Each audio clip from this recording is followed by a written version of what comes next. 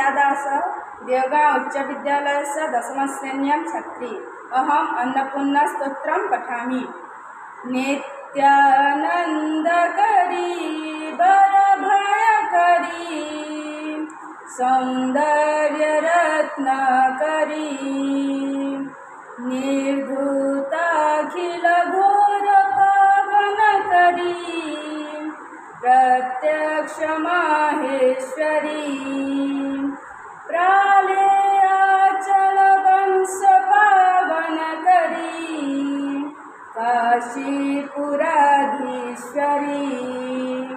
भिक्षां देहि कृपावलम्बनकरी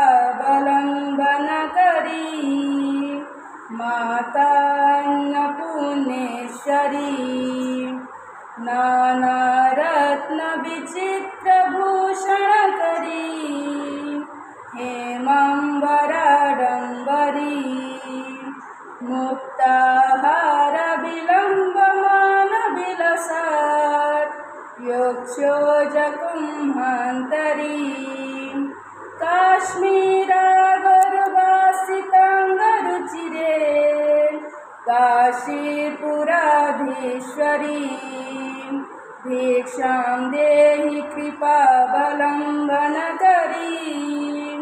माता अन्नपूर्णेश्वरी योगानन्दकरी रिपुक्षयकरी धर्मार्थनिष्ठाकरी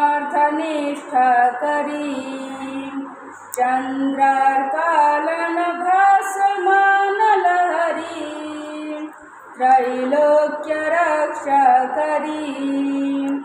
सर्वेश्वर्यसमस्तवंशतकरी काशीपुराधीश्वरी भिक्षां देहि कृपावलम्बनकरी माता अन्नपूर्णेश्वरी कैलासाचलकन्दरालयकरी गौरी उमाशङ्करी कौमारी निगमार्थगोचरकरी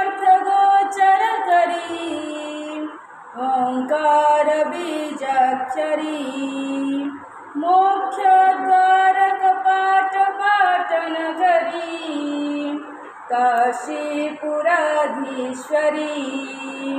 भिक्षां देहि कृपावलम्बनकरी माता अन्नपूर्णेश्वरी।